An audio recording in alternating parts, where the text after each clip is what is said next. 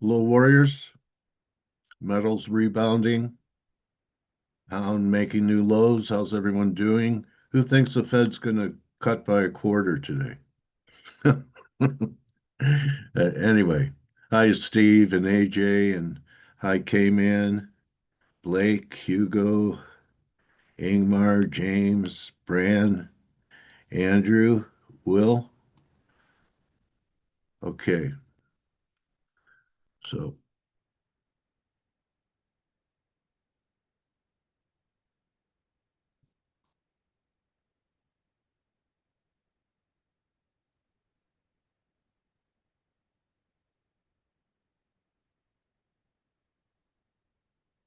good. Pound making new lows here. Looks like a breakdown. Kay, you're here today, bro. Hi, Dale. Hello, everybody. How you doing, buddy? Yeah, very well, thank you. Hope you too. Doing all right. Euro pound broke out and followed Yep, through. Um, Another good day. yep. Euro's holding up like a champ. Yeah, I think there's quite a bit of those euro crosses, maybe euro sterling, one of them, maybe euro yen, Swiss or something, holding it up as well. We will see after the FOMC what happens with this euro. Yeah, that's your weak brother or sister there, eh? Yeah, Sterling. Yeah, Sterling is really getting it around yeah. its head now.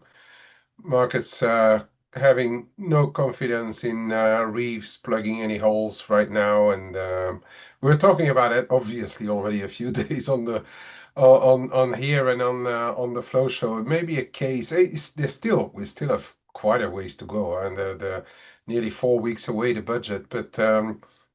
Maybe one of those where the pound is going to get hit until the budget, and then we will have to see. Maybe there's going to be a snapback then, but this thing could not be over before then. Okay, maybe we go sub 130. Yeah, 130, 140, big level. 38.2 of the whole 2025 move, and a double bottom below. So 130, 140 is a bit of the magic number there if we get there in the cable. Okay, when's the BOJ came in? Well, the next night, around 3, 4 o'clock my time, so that's late evening for you. Okay, Supposed to hold the hand still. Maybe saying something about one of the rumors flying around now that they may give a hint at the next meeting because, or yeah, if the yen continues to weaken further, it's something that I was thinking about earlier too. Maybe that the yen level is going to push them over the edge. A bit too early perhaps now, although they have had quite a bit of information now that Takaichi is in the seat. She had her meetings, but yet we had that month of negative real wages again, and the last hikes that they did was coming on the back of a month of positive real wages. So maybe have to wait for December. But I actually think that they go in December. The meeting is on the 19th of December. Yeah, I think they'll. That's a meeting where they hike for me. okay, because Besant seems to be pushing that way, making some Yeah, and comments. people thinking they may not hike before 2026, but I think they will go before. Okay, why is he sticking his nose in the BOJ's affairs? Who? Our Treasury Secretary. Besant? Yeah, Yeah, he's a trader, man. yeah, He's a yeah. trader. Yeah, he said that the government should let the Bank of Japan take care of inflation. That means hike. Yeah, they want a lower dollar. They want a higher yen. They don't like this. But the thing is, does it really make a difference? Because if Japan invests like what is it, over $500 billion in the US over the next 4 or 5 years, dollar yen doesn't come into play because they're going to do everything out of the US, right? So Yeah. I mean, shouldn't make any difference where dollar yen is really. Okay, so the commodity currencies, we had a pretty negative day in USD CAD, and you had a good day in Aussie. Are you booking any of this stuff Yeah, up here? I took it off. That 66 and a quarter level is a biggie. So when I woke up this morning, was trading around 66.15. I took it all off. And now I'm just waiting what's to happen for the rest of the day into FOMC maybe. But I'm give me a 65 and a half, 65.40. I may try it again if we get down there. Okay, rebounding metals. Look where silver held. You Well, pointed that out yeah, yesterday, right here. right at our level, right? Yeah, And I'm quite surprised silver has gone that far compared to gold. Gold is, I won't say a complete logic. The rebounds in both are logic, but the size is pretty big in silver. I find. I don't see. Maybe it's just because it's a smaller market than gold.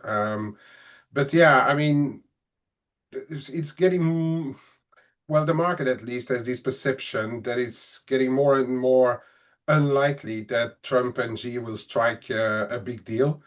And in which case, yeah, gold shouldn't really trade much lower if they really only stick to TikTok and a bit of soybeans versus tariffs. If there's no deals done on rare earth or things like that, it's going to be seen as a disappointment, I guess, by the markets, and gold could tick up again.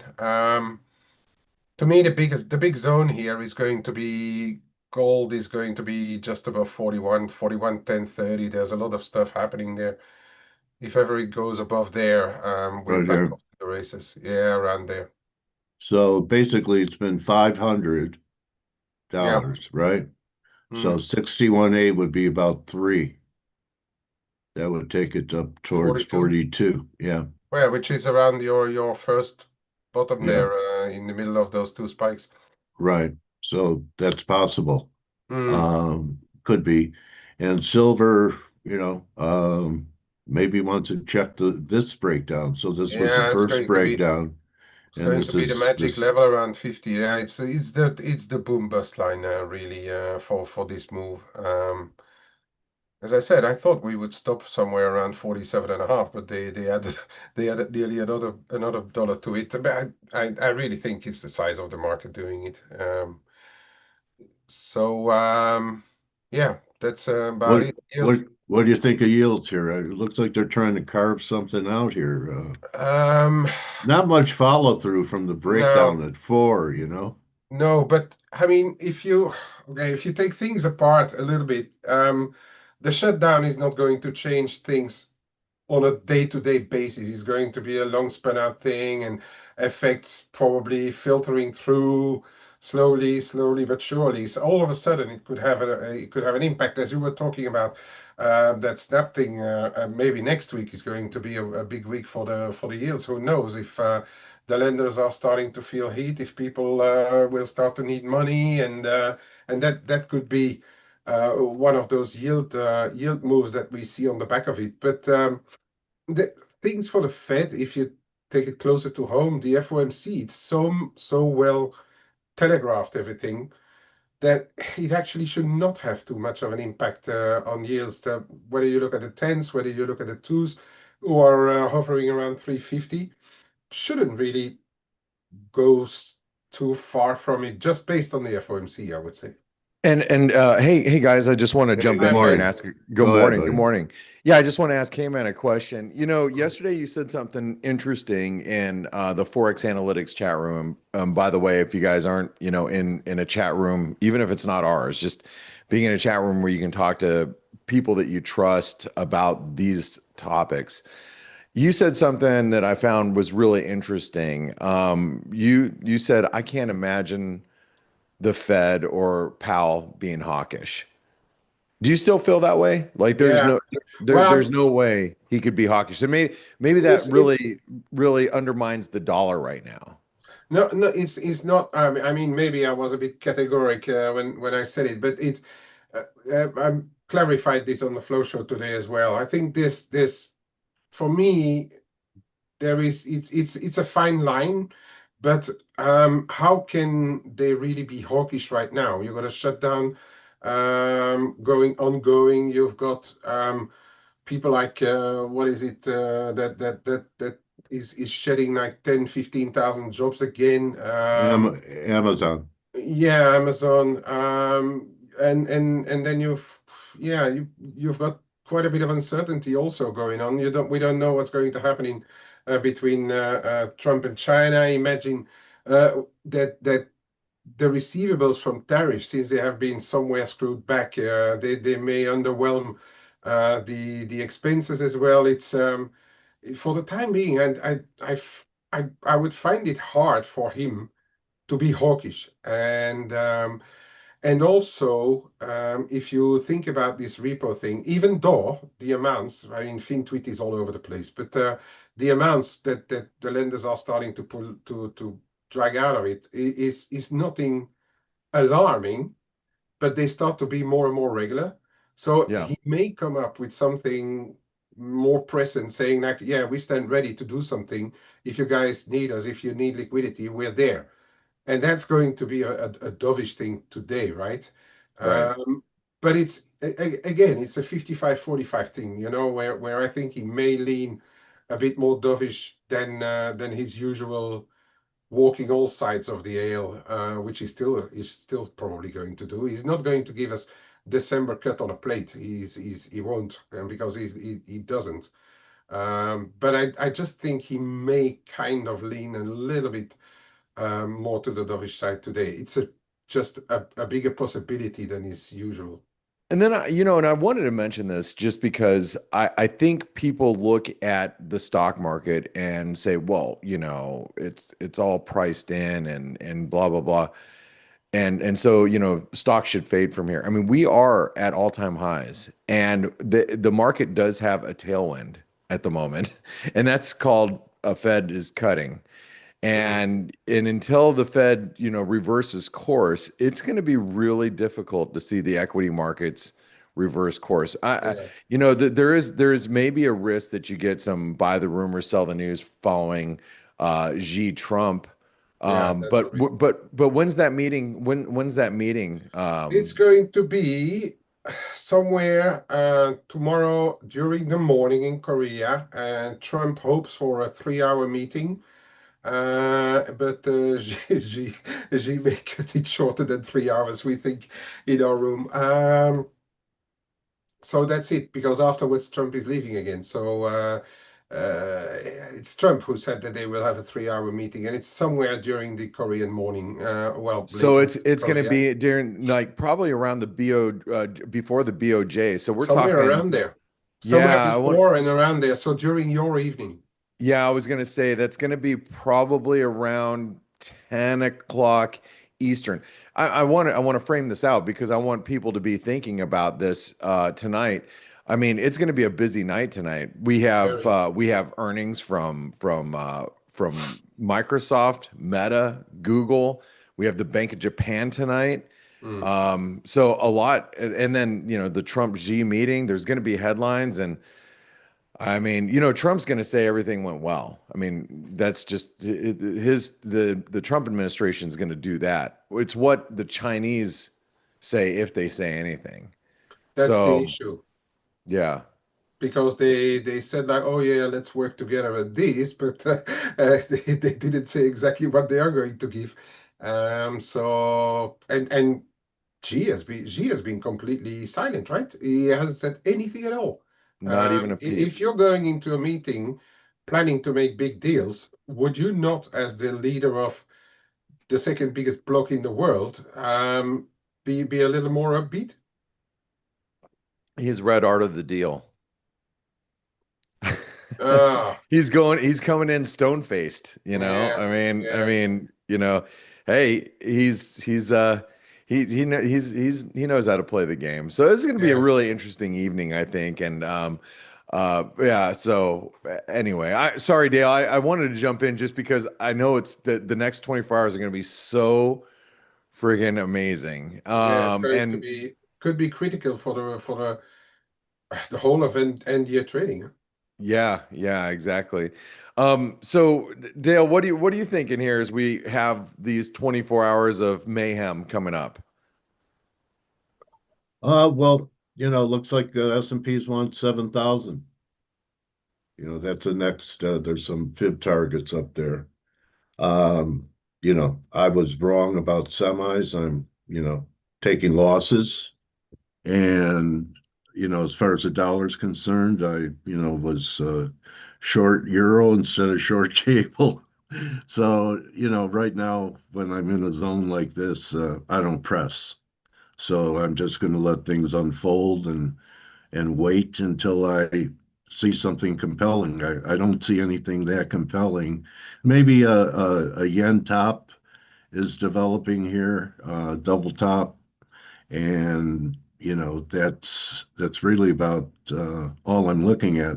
I can't I want I to, can't add to. Go ahead.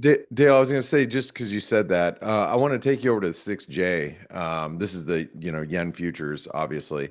And you're talking about a double top. This is Yeah, also a double bottom right. for yen. So that means, if you're shorting dollar yen or euro yen or whatever the hell you want to short, that means you're buying yen. This is your bull bear line. It's this Yeah, triangle. I mean, I would argue that if the euro yen breaks out to the upside, you don't want to be, long yen anymore, or or dollar yen if you want to play that game. If you break this 153.30. Now, if right. that breaks, then that means the 6J is actually breaking down, and then that's going to be pretty massive. Oops. Yeah, and that could happen on the BOJ.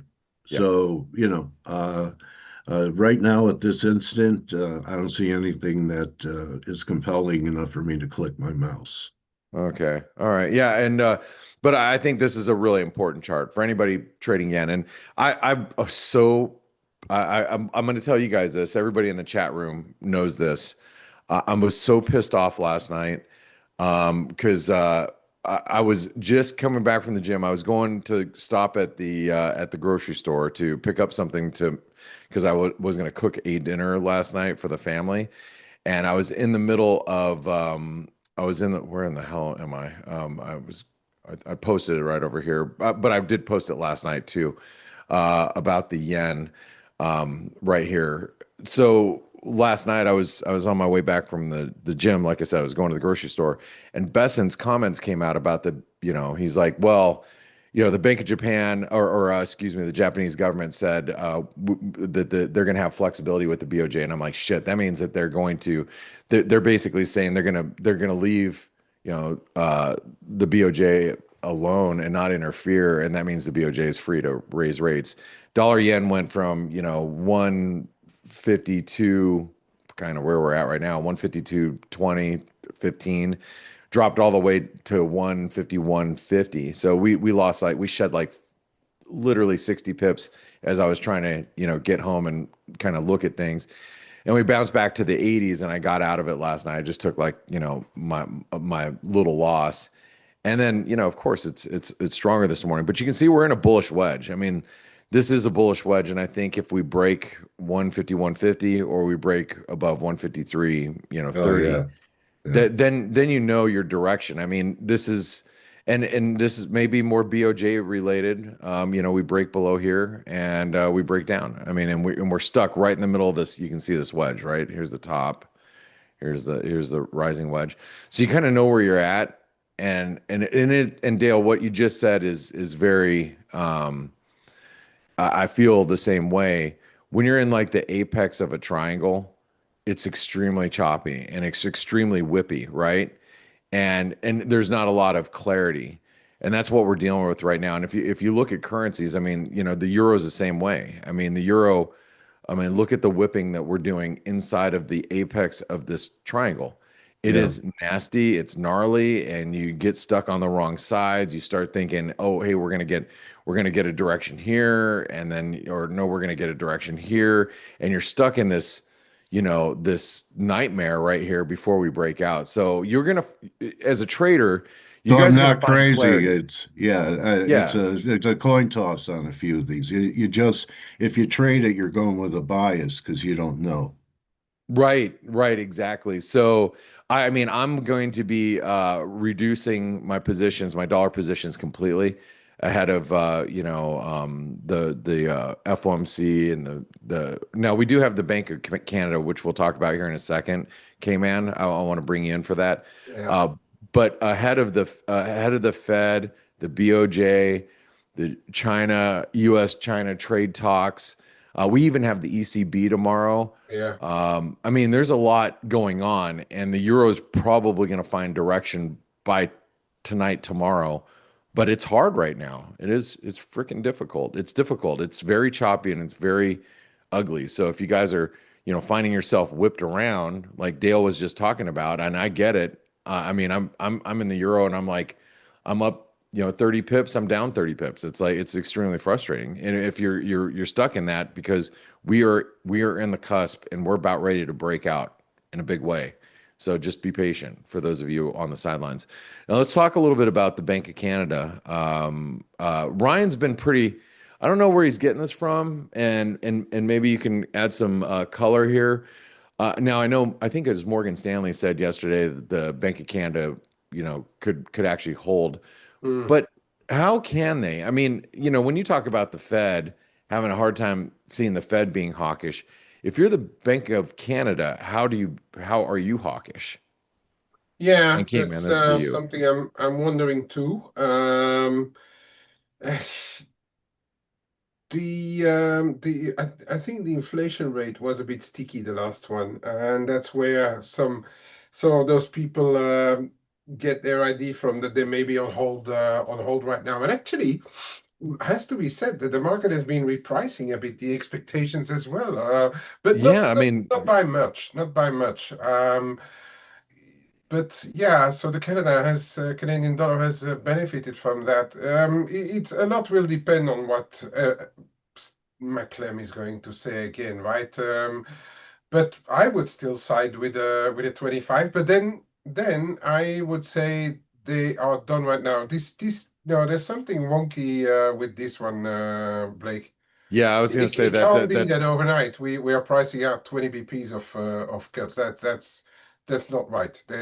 Because I've looked at the short end over the flow show as well, and it only moved by a couple of BPs over the past couple of sessions. So I don't think that one is right there. But got it. it is a fact that the market has been pricing out a bit of the cuts. But yeah, I'm still siding with it 25 today, and then a pause because Yeah, and still I a lot wonder of if we get the cut though, are yeah. we going to see a reversal here? Because this is a pretty. I've been a little astonished by it, this the strength of the Canadian in the last few days. Because there's a lot up in the air on trade talks, etc. I mean, I've seen somewhere that Carney should be meeting with the Chinese as well, but I haven't seen any confirmation of that in any programs or so or any news wires of late. But yeah, there's still a lot going on about those tariffs, etc. Maybe just a bit of being tired, of having positions and hanging around that 140 up and down, and then all of a sudden giving up a little bit. I wouldn't think that it's down to Morgan Stanley, only their call. But yeah, yeah. To me, I mean, okay, and unless he hides behind the inflation rate having ticked up. Um, I still think, yeah, 25 is on the cards. But then I would think a pause, a real pause. Okay, well, it's gonna be interesting. I'm sure they want to be paused and sidelined because they want to see how things develop with the U.S. and Canada as well. Hmm. All right. Well, we have, like I said, we have earnings from a lot of big companies today. If you guys, didn't see Caterpillar just ripped up the Dow. It's up pretty sharply pre-market, but we also have we have Microsoft. We have earnings from, let's see, Google, Meta, and Microsoft. So here, just to take a real quick look, here's Meta. In this, I would argue that this right now is a bullish pennant, as you see here. And pre-market, we're going to be knocking our head up against the flag resistance. I don't want to look at Nvidia. Nvidia is obviously screaming. Google is up at all-time highs and trying to complete a flag pattern. You can see that move. It looks like good earnings today. We'll probably end up completing that post-market. And Microsoft, I mean, we're back at the 161% extension where we failed last time, but I would say that this is a very tight consolidation at all-time highs. So can't if Microsoft obviously beats, we're off to the races again. All of these stocks look extremely strong, and Bullish. they do. They look very bullish. That doesn't mean that they can't reverse. But I would say that you have to be extremely careful with all of these really critical earnings as we go into this is some a lot of big earnings today. So it's a big one. And plus we got the Xi Trump meeting.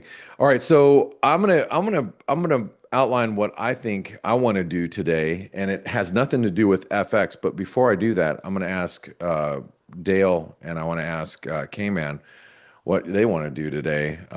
With the market. So what are you thinking, Dale, for today? I'll just be patient with Euro. I still think there's a shot for 1480 or so, and the Dixie up towards par, and stops over yesterday's highs in Euro Well, on the shorts. yeah, and I would say, Dale, here you can read it right here.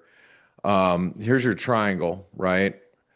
Right. So there's your triangle as we were just looking at, and the 1590 level is triangle support.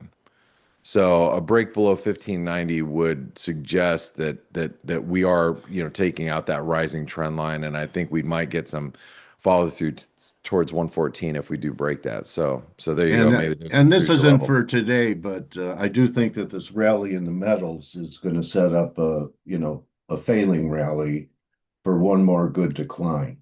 So I don't know how long that's going to take to get to those levels, but if they get up to those levels, gold's a sale up there 42. So we had uh, the next break could take us to 3600.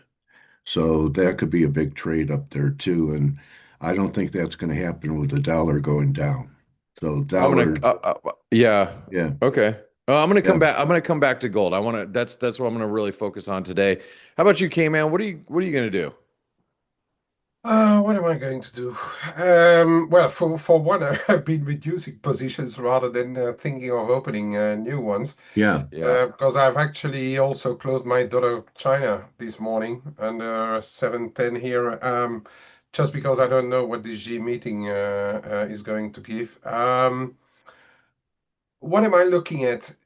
Still a little long euro yen. I mean, the Bank of Japan could be an interesting one because if Ueda doesn't come up with a clear idea of when the next hike could be, if he stays vague enough, maybe it's going to do another leg. There's an interesting level though. I mean, we know about this 153 Takaichi top in the dollar yen, but the bigger triangle in dollar yen comes in just above 154 or so.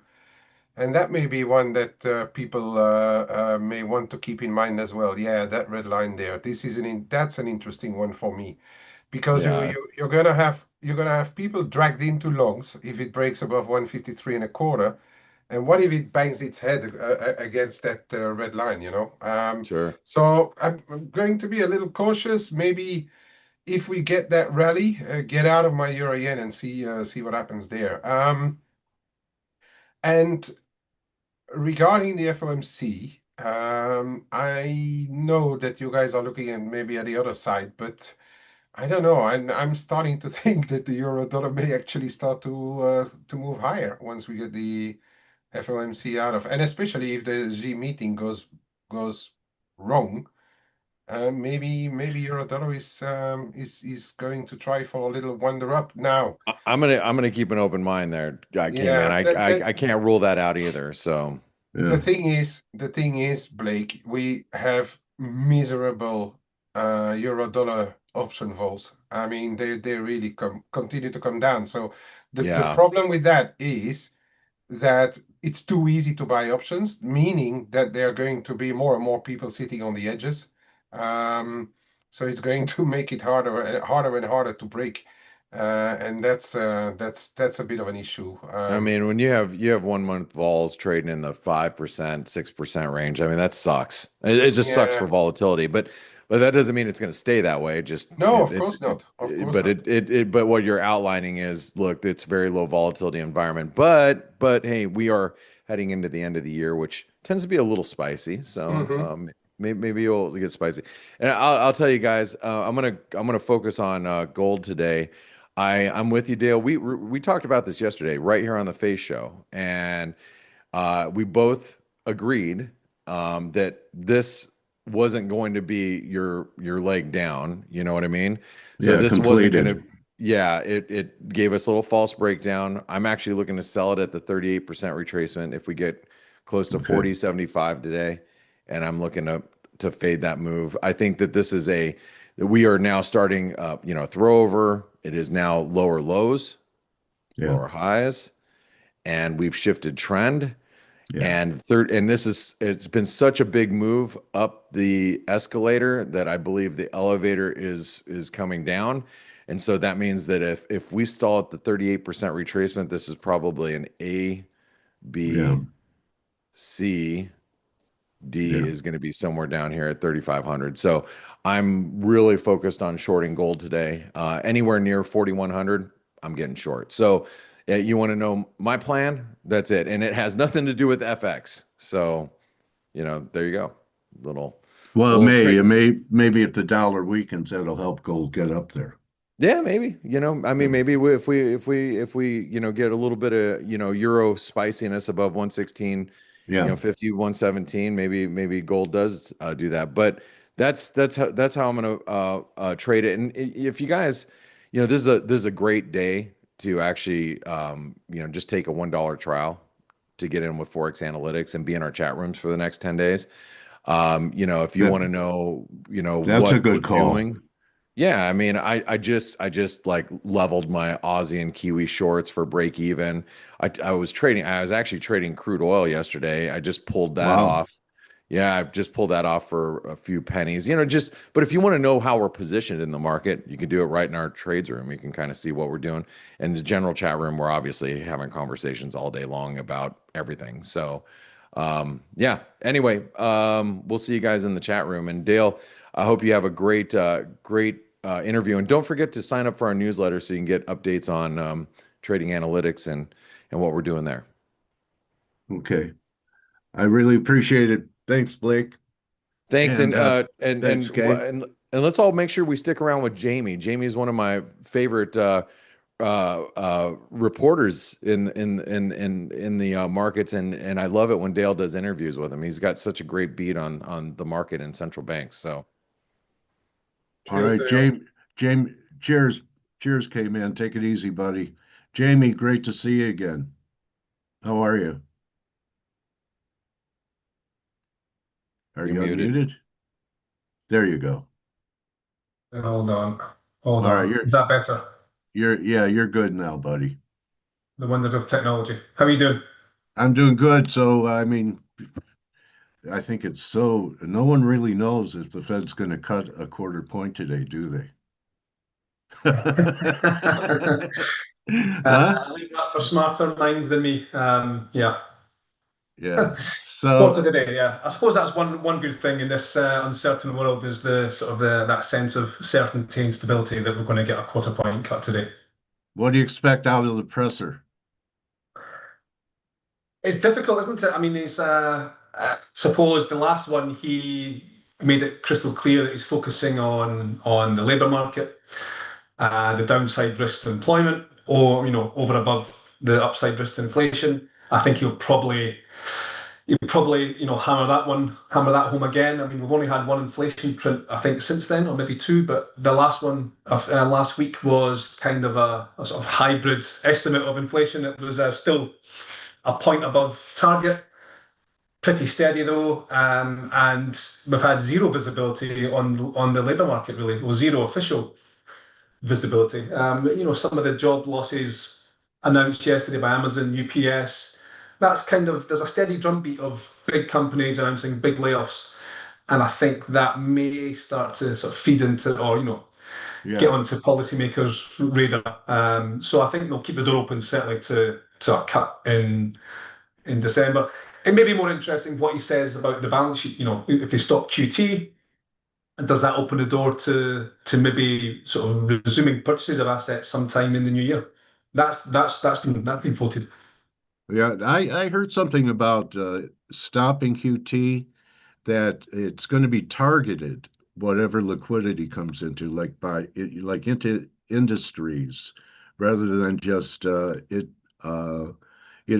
being earmarked for liquidity for the companies and the market, that it'd be not as bullish for the market because of what's going to happen with QT. Have you heard the other side of the argument that it may not be bullish if he stops QT?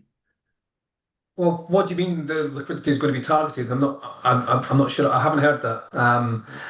What I'm sort of seeing from some strategists out there is that if they stop QT and they think that reserves are low enough to, obviously they must be low enough for them to stop QT, bank reserves in the system, that it may open up the door to resuming purchases, maybe buying more bills, for example, early in the new year. Now, you would have to number crunch, if they shift their holdings, the balance sheet holdings from longer dated to shorter dated, what does that mean for liquidity?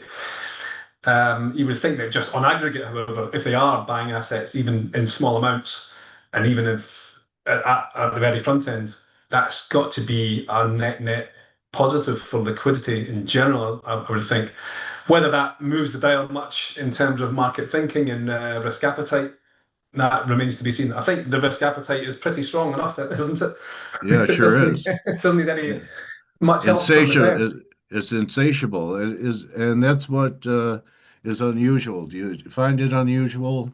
I don't think it's happened many times and this will be the second cut with the market at all-time highs. This Yeah. hasn't happened in many years. I don't think many times either.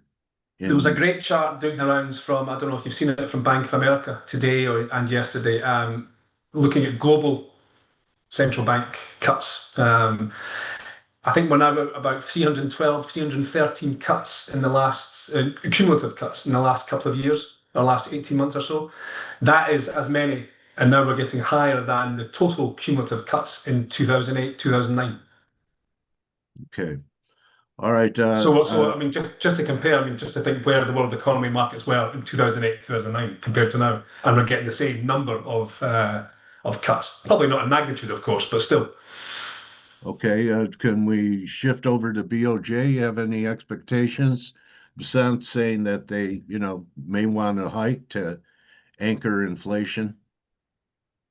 You think his influence is going to have any sway over this meeting or down the road? Well, I mean, obviously the BOJ is sort of taking its foot off the gas a little bit from the hiking pedal. Obviously, there's pressure from the US, quite direct, explicit pressure from Bessent, which is quite unusual. You don't usually get that from G7 officials trying to influence others. I think the message from Bessent, if you don't have to scratch too far below the surface. I think they clearly want the yen to be up, to be higher, a stronger yen, ergo a weaker dollar. That's obviously part of the Trump Bessent playbook, is a lower dollar. Will the BOJ sort of move on that? I'm not so sure. They've just got a change of government, of course. They seem to be expanding fiscal policy quite aggressively. So, I'm not quite sure. I'm not close enough to the BOJ and MOF, how they're going to sort of coordinate. Obviously, in the years and decades gone by, they've been very, very closely coordinated. Will that continue? Will that strengthen that relationship, or will it kind of the BOJ want to be seen to be a bit more independent and, as you say, tackle inflation, which is I don't know where it was in Japan last I checked, at least a point and a half above 2%. Which, don't forget, for the Japanese is it's almost unheard of for a certain generation. The yen is, I was just looking at before I came on, the yen obviously very weak, as you guys were discussing, record low against the euro. In fact, in real effective exchange rate terms, broad terms, it's the lowest in history. So Interesting. they can't complain about not having a weak competitive currency. That's for sure. And even if the BOJ was to resume hiking, 50, 60 basis points priced in for over the next year or so, is that going to move the dial much in terms of the big picture Japanese competitive story for Japanese corporates? I'm not so sure. Okay, we have ECB too coming up, right? They've almost been left behind. Well, not left Yeah. behind, but No, if you're looking at the BOJ to hike and the Fed to cut, then the ECB is kind of lost in that mix a little bit because they're going to be on hold for a bit longer. But yeah, I mean, I'm just thinking. Last time I was on was the 5th of August. I think you and I had a discussion I about the bet. euro. Yeah, we What was did, it? Can Jamie. you remind me? Because Can you? I was going to ask you. You made a forecast, and yeah, I'm can't sorry, remember if it Jamie. was in I true Alan can't. Greenspan style. I'm going to say, well, obviously, any FX forecast is a toss of a coin. Yeah. So yeah. I think we're I'm talking about talking. 120. Was it 120? Was the Yeah, discussion? it could have been. And here is the euro. So the dollar, and some other people have been talking about this. That people might be missing that there could be a whiff, even though we're in a secular debasement trade. That's what all of this has been about, the weak dollar, other markets outperforming, that there could be a growth scare, which is, is it really bullish? I've seen that once the Fed starts cutting, many examples of not too far after the market taking a hit. So Mhm. people are construing it as bullish. Is it? Well, I think one thing we've learned this year, if we've learned anything, is that playbooks, rule books, rules of thumb, previous, history, it's kind of all up in the air now, isn't it? I mean, you know, Yeah. all those examples of what happened in previous cycles, some will obviously hold true loosely or otherwise, but I think in general, we're kind of in new territory. I mean, just look at some of the correlations, between gold and the dollar. I mean, if you'd said at the start of the year we're going to get gold at up 50% to 4,000, the sort Yeah. of dollar down 10% in 6 months, worst start to a year since Bretton Woods. Stocks up 20% to all-time highs. Where would treasury yields be? You would think probably higher, right? Well, the 10-year since January 1 is down, what, 50, 60 basis points?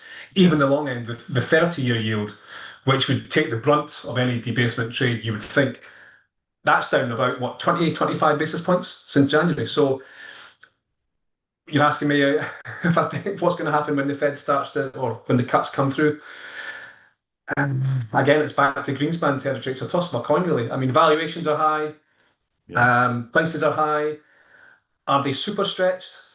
Some might argue yes, but momentum is clearly a factor here, and it take a brave fund manager to stand in front of this one and be the first to say, "I'm out." We have some very sharp people in our audience, and I was just looking at a comment, which I felt it's true for a while, that the market used to represent the economy. It no longer does. Um, that can you agree with that? That Yeah, there's a what's lot to say. I happening? think, yeah. Okay, so what's it going to take for them to revert to the mean like it used to be, that the market eventually has to line up with what's happening with consumers being under pressure, unemployment going up? Does the market continue to blow off while these conditions are happening because um, rates will be accommodative and make valuations not look as expensive as rates come down. It's just a liquidity game now, is what RJP is saying. I mean, in some senses, I think you're spot on. The economy no longer, or the market is no longer the economy. But I suppose that frame of reference may be more back to 20, 30, even longer, 30, 40 years ago, when we had a more manufacturing-based economy, and the big stocks, the Eastman Kodaks, etc., and the GM, etc., they were all, it was a manufacturing-based economy. And so when people went to work, they came back, and the shares of those companies went up and down depending on how much consumers were spending. We're in a different world now, of course, aren't we? The top 10% of consumers in the US account for about half of all consumer spending. I think that's one of the most extreme disparities on record. When you get individual companies going up to market caps of $5 trillion, as we're about to see with Nvidia, two $4 trillion companies. These three stocks, I think there was some stat doing the rounds. I think the top 4 or 5 US companies, just 4, account for more than the entire market cap of the pan-European stock market. Yeah. So that wasn't the case back 20, 30 years ago. So it's a very different world. And in fact, just talking of valuations there, yesterday might be instructive. You think we may be at some sort of inflection point. The market rose. We rose to new all-time highs. Apple hit $4 trillion. Nvidia hit nearly $5 trillion. Yet the breadth of that rise was the smallest, or the narrowest on record. The market rose, but 398 of the S&P 500 names fell. And that's the most extreme in history. So yeah. Is that one-off? Is it reflective of a trend to come? Is it sustainable? Your guess is as good as mine. Momentum, as I say, is pretty impressive right now. But you would think that there's no way that can continue. So few names carrying the entire market by themselves. Okay, You would think, but we aren't in Kansas anymore. Yeah, so it's been the year of parabolas, right? We had a parabola in gold. We're getting one in S&Ps, and it's good till the parabola breaks. Any Forecasting that is insights? your job. Timing that is your job. Yeah, Writing about it is mine. Any insights on what gold has been trying to tell the market going to 4,000 and then breaking hard?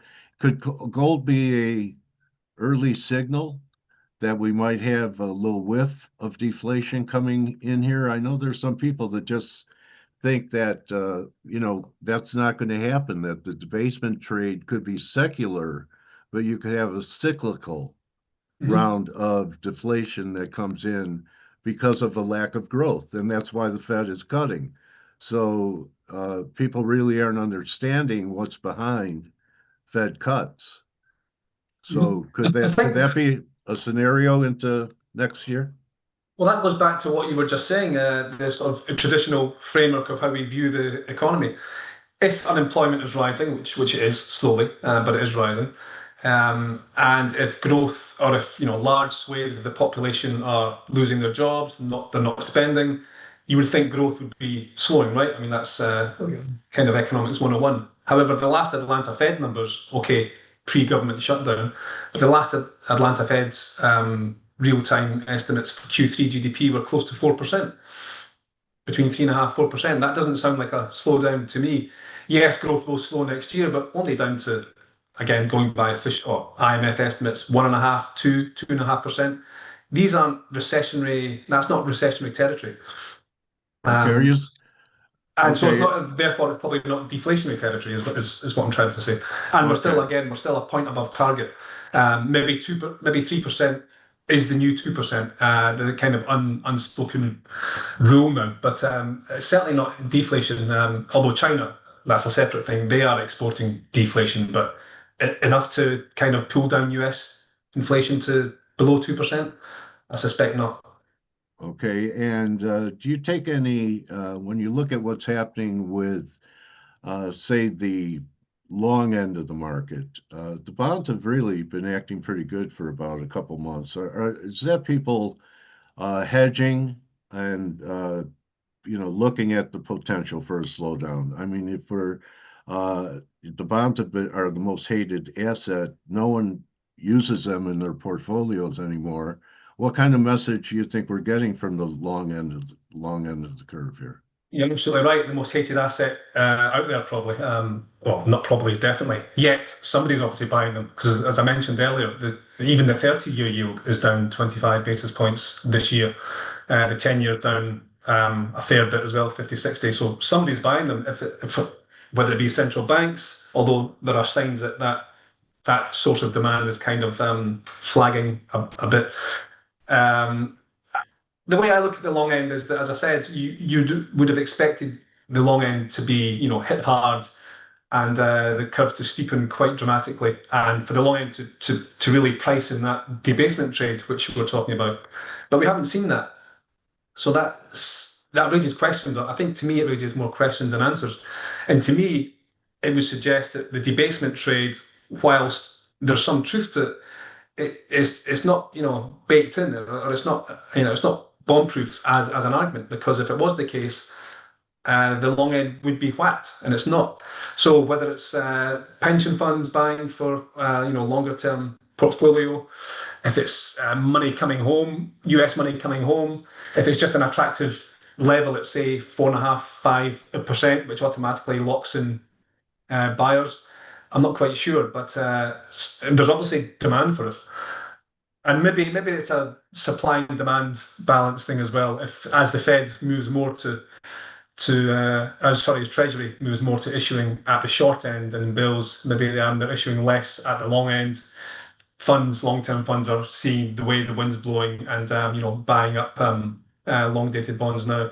But I don't think it's necessarily a reflection of the debasement trade. In fact, if anything, I think it kind of puts question marks over that idea.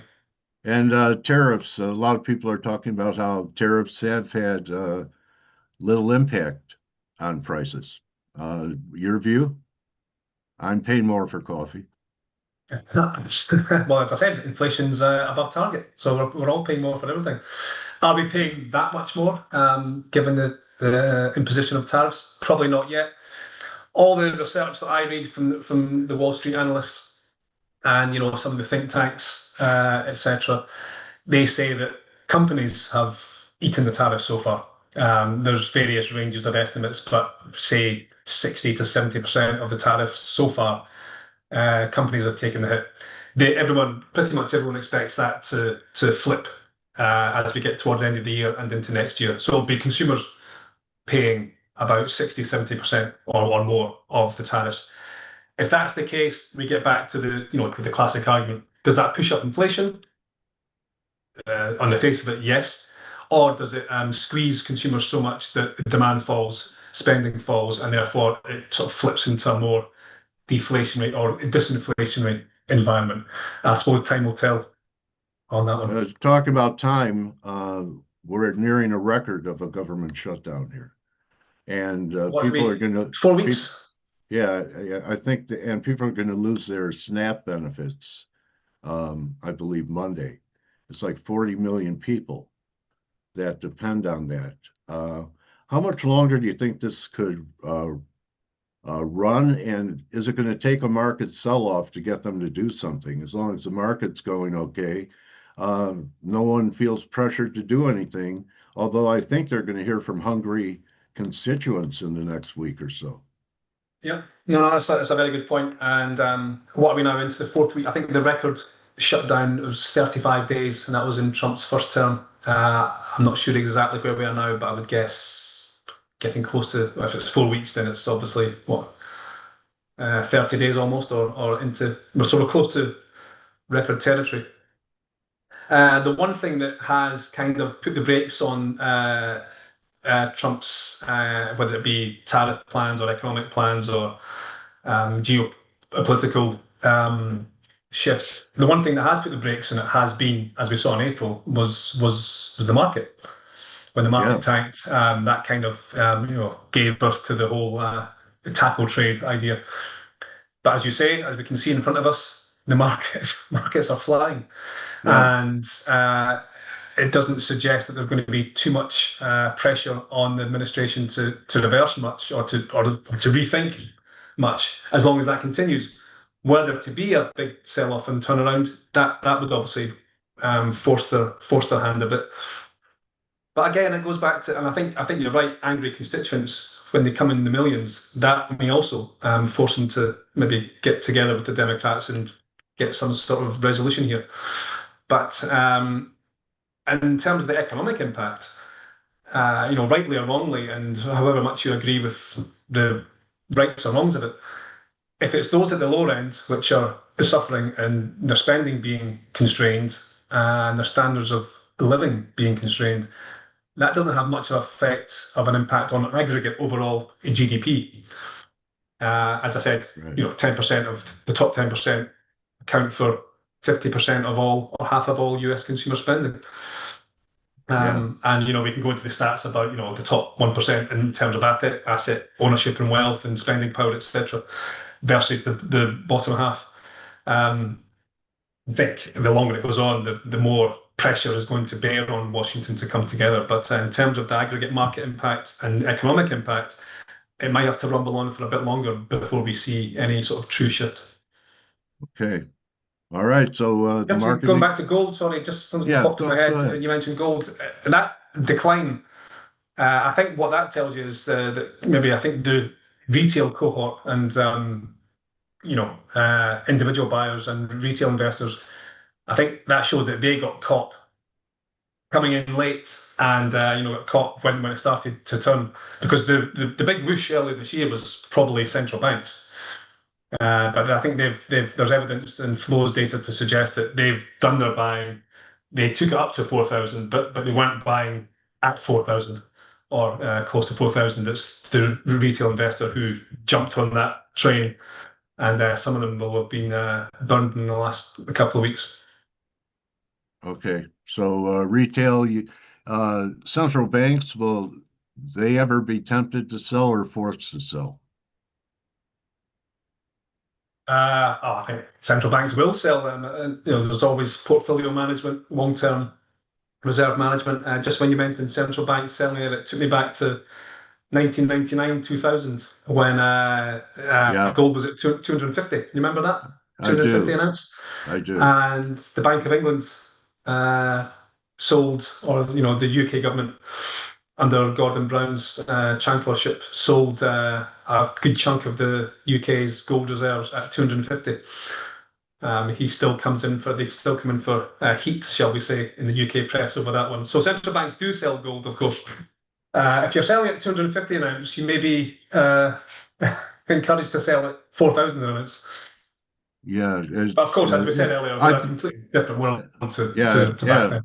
And that was also, there was an agreement in Right. 2000. The WAG. So that put the floor on it. And that was after the UK sold most of their gold? I think, I can't remember the exact timeline, but yes, there was an agreement, the Washington agreement, to sort of stagger gold sales. But they were selling it 250, 300 an ounce. And I know the gold bugs would have said, it's going higher, but I think even the most bullish gold bug back then wouldn't have foreseen such a spurt in such a short space of time. Okay, so why don't we end the show with your prediction on the by Euro January? Again. Yeah, what do you think by January? Let me get the chart up. Where are we? There it is. Sideways for 6 months. It'll be here. It'll be 116. Okay. Well, talking is sideways for 6 months. I was looking at for all the hoopla over the dollar's weakness and the debasement. The dollar's pretty much bang at its average over the last 6 months. In fact, of all the G10 currencies in the last month, 6 weeks, it's been the outperformer. Right. That's what I mean. As always, it depends on your time frame. Yeah, but that's what I mean about the debasement trade taking a rest. I think it's absolutely taking a rest. Yeah. Dollar would be part of that. So, James, so does the dollar? I did a piece a couple of weeks ago on the sort of sketching out the general bull case for the dollar because in amongst all the bearishness, there actually is a bull case. It's, if productivity gains from AI come through, those AI investments keep building, or they get return on those investments, which draws capital from around the world into the US. That's a dollar bullish narrative, no question about it. Will it play out? There's a lot of forces against the dollar, of course, but there is a dollar bull case out there, Where do we which would find, put the euro down towards closer to 110 than 120, perhaps. okay. Let's say that. All right. So you'll take 120, I'll take 110. I'll take I think I'll go with the euro. Maybe I think 110. I want 110. You Right, take I'll take 120. 120. All right. All right. So this is where you could find Jamie's writings. Under which column do we go to follow your stuff here on Reuters, Jamie?